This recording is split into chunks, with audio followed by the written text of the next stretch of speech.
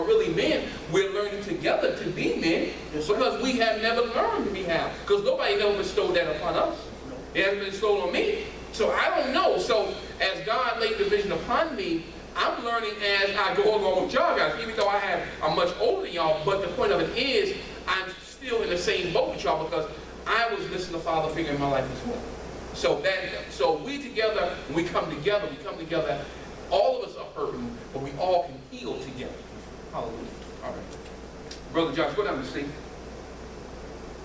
What made the American take on the superhero unique, at least in its onset? Yes. Was an attempt to scientifically explain why the superhero has superpowers. In Superman's case, he is actually an alien. That's right. We won't even think that he's an alien, but he actually is. If you come from another planet, you're an alien. And was born on the planet Krypton. He can fly. Yes. See through metal, except lead. He can't see through lead. That's right. Has extraordinary strength and speed. Yes, yes. Okay. The superhero is usually someone who must live a dual existence. Stop right there. Dual existence. What does that mean to you, brother? Because we talked about that. Pick me, brother. Huh? Pick me, brother. Go ahead, brother. So basically, he's living a double life. Yes. So, with the Superman story, he's Superman, but during the day, he's Clark Kent, and he works at a newspaper company. And he's a clumsy guy. He's like a misfit. You know, he don't have no girlfriends, no nothing. Except for Lois Lane. Yeah, well. But that comes later on. Yeah, it comes later on, you know, as years progress down the line. But we as men live those dual existences every single day. We hide behind the mask. Because we cannot face the reality of who we are, so we pretend to be something that we're not. Right. That's why superheroes are so popular, because we can escape through the journey of the fantasy of being somebody that we're not, but we portray to the society that this is who I am. But in actuality, that's right, exactly right. Good God, man. Concealing his superpowers from the world. This is not exactly new either. Yes. Zorro wears a mask to conceal his identity. Yes. And King Arthur spent time masquerading as the Black Knight. Yes. With early superheroes, the dual identity gave rise to a common feature. Yes. The awkward, frequently geeky character. What's the word? Geeky? Geeky. And 9 times out of 10, all superheroes are geeky. You know? They are. Who never gets the girl. There it is, right there. Let's go back to the killing that we just seen a couple of months ago. Roger Elliott in California. He was always playing. He could never get the girl. He had the car, he had the money, he had the clothes, but he couldn't get the girl. Now, Clark Kent, Superman's alter ego, as an inadequate, fumbling, and bumbling character. See? That's right. A few superheroes lack a secret identity. Yes. Like the group who makes up the Fantastic Four. That's right. Absolutely correct. That's right. Okay, Brother Dwight, go ahead. Let's read the first 2, Brother Dwight, and then I want you to go down and read what impact we have on pop culture. Superman is a born superhero. Superhero. As opposed to those who are made superheroes. Oh. What's that mean to you, brother? That is a very powerful point there. Some are born superheroes, and some are made. Now, okay. Now let's look at the parallel here, and look at on the man's side, on how we as men. Some of us are. I can't say some. All of us are given certain abilities. That's right. By God. That's right. And if those abilities are not brought to the surface by a man being in your life, you will never know they're not there. Now, on the other hand, we see that we as men, we will make ourselves into something that we're really not. Exactly. You see what I'm saying? We will make ourselves, well, I'm Mac Daddy, I'm this, I'm that. I'm the pimp. Yeah, I'm the pimp. And you see, y'all been in gangs, you know what the deal is.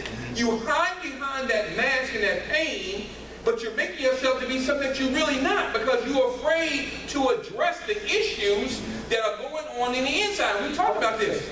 about the fear and the pain that we have, and what we do in the game, they take that fear and frustration out on the people that they deal with in the street. That's exactly what I was just going to say. There it is. There it is. I mean, yeah, because as a former gang member myself, I feel like I ain't had the home life. Yeah. So whatever is happening to me at the home, I took out on somebody in the street. Sure. Because I was scared to let my emotion, you know, like, my brother Dwight can probably contest to this as well, that I was scared. Like, I didn't know what I was going to do. Like, but in a gang, they give you that sense of family.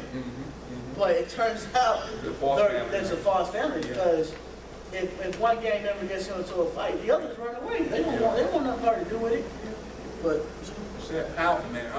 Read on, because that I didn't see that right then at that point. We talked about this on Tuesday, but powerful, man, powerful. Others are mere earthlings who derive their superpowers from episodes to toxic chemicals. Yes. Poisonous bits from insects. Yes. Spider-Man. Spider-Man. Okay. Or genetic mutation, X-Men. X-Men, that's right. A few heroes do not have Superman special abilities, but instead ineffective because of their manipulation of science. Yes.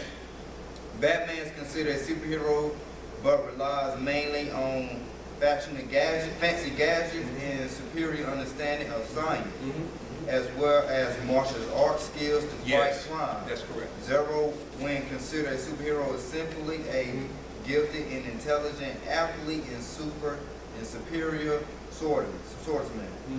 Wow. Most superheroes spring to life in the pages of comic books, and very quickly the superhero genre began to change. Yes. Though there were many ideal Superman types with extremely upright moral principles, Spider-Man, Wonder Woman, morally conflicted superheroes also began to emerge. For example, Batman interpretation sometimes is portrayed as extremely dark, and certainly some of the X-Men can barely be called heroes. The Hulk is another example of a superhero who is sometimes overwhelmed by his own power. Can I say something? Yes, because, and I want you to, let me say this. Sometimes we as men are overwhelmed by our own powers. Right. And what I mean by that is, we don't know our own strength. That's why we get so violent. We get so violent because we don't know how. No, I want you to key in on this, brother. You still key in. And that means we're working together here. That's a good thing. We don't know how to control our temper because we let all that stuff build up on the inside and we have no release mechanism to release that. Or we can diffuse that anger. So when we get into a confrontation with somebody, we really gonna do some damage. Go ahead, Brother Josh.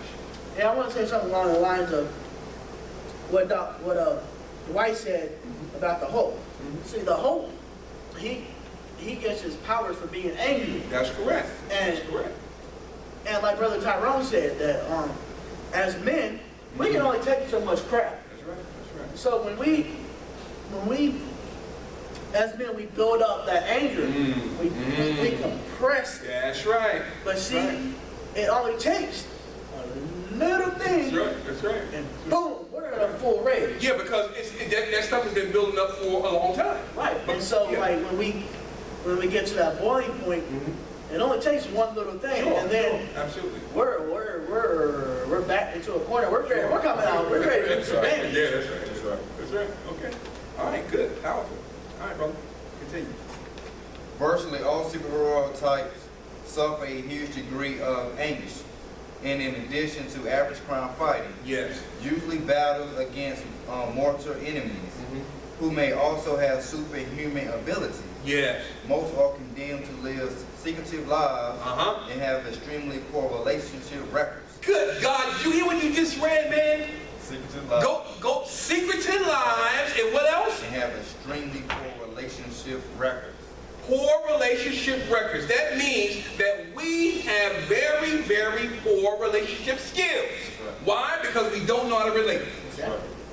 Unlike a woman who sit there That's right. All the time. And then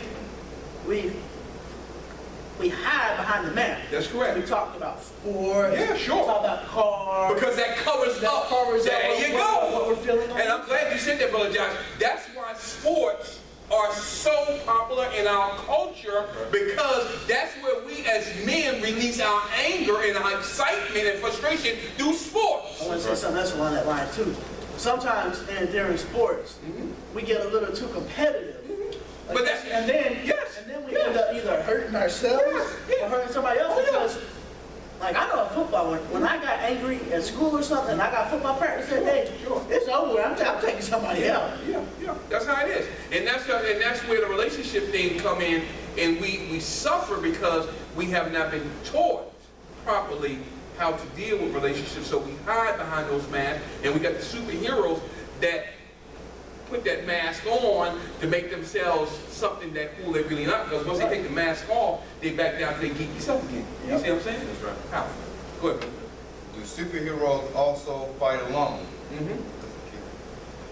Though comic books have sworn a few superhero groups and have also grouped the well-known superheroes together into other crime-fighting organizations like the Justice League. Justice League. All right. That was it. So I guess the superhero also fight alone. I guess it goes to men. We don't go for help. We try to do everything on our own. Absolutely. Amen, brother. Absolutely right. That's right. What impact has superheroes have on American popular culture? That's right. Okay. Look at any young child shirt or lunchbox, There it is, right there. and there is a good chance it is the face of some sort of superhero. You're right about that.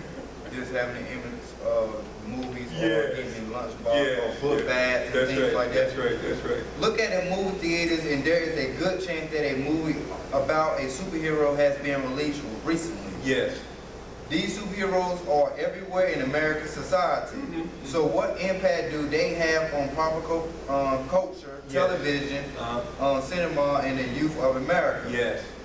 The answer to this question can be found through a study of the history of Batman and Superman, two of the most successful superheroes of all time. That's right. Looking at the major motion pictures and television series. Yes. We will analyze what kind of an impact they have made in our American culture today. All right. Brother Dwight, go down and read C. No, I want you to do B and C. And then Brother Josh, I want you to come down and do Superman, and then Brother Dwight, go back to Batman. C and D? Yes, sir. B and C. We will do an analysis of Batman and Superman's effect on American culture. Because they both have had an enormous impact on young boys. That's right. Through their major films, comic book, cartoon series, and action figures. Yes. Even though the characters are fictional, they have become real to many young boys, and boys look up to them as the heroes they are in a comic book and movies. Stop right there. What does that mean to you, Brother Josh? What he just said, what he just read. What does that mean to you? That statement right here. What? That boys looks up to them as heroes? Yes. Yeah, because like it goes back to what I said at the beginning of the broadcast. That they look up to them, so they feel that they can try to be them. You know, like. Well, why look up to them? Because they're doing extraordinary things that they normally wouldn't do. What I'm not sure I understand. What other reason? Well, I'm trying to get you to go ahead. It just brought me back to another understanding about a broadcast we did prior about there's really no lofty vision of manhood. Absolutely. So, there you go. So the boys, they bridging in that gap to look up to them as to get those characteristics, and also too to get the understanding, because they don't see no type of other guys. There you go. That's what I want to do.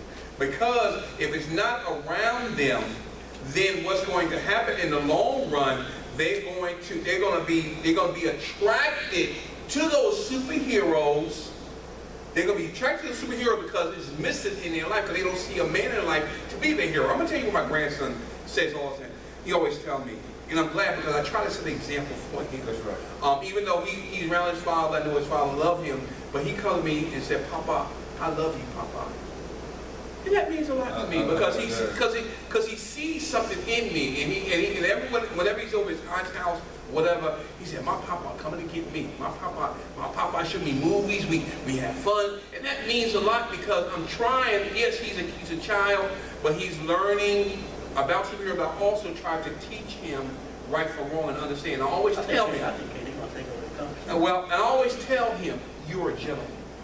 Act like a gentleman. I said, you don't wear your hat backwards. Gentlemen don't do that. Certain things I teach him because I want him to know. And that's what the manhood, that's when the bestowing comes in, because if I don't nurture him now, while he's a young child, he won't understand. But now, as all these things that I tell him, he's starting to understand. So same thing we have to do as a group of brothers in this organization.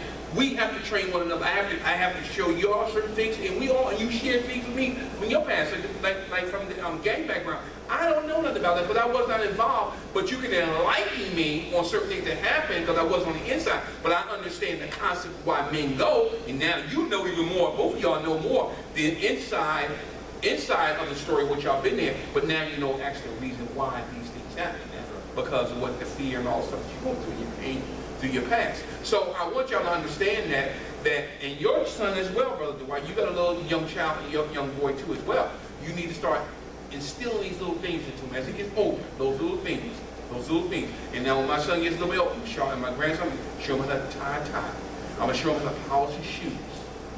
Those things you instill in him, and then you can teach that young boy how to be a man and a gentleman. That's where it starts. All right, brother. Probably every person that has ever seen or read about a superhero has imagined himself or herself in that role. Why do you feel that's true, Brother Dwight?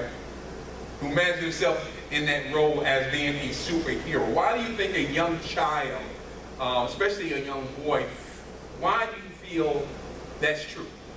Because when you're in a predicament, what's the right word?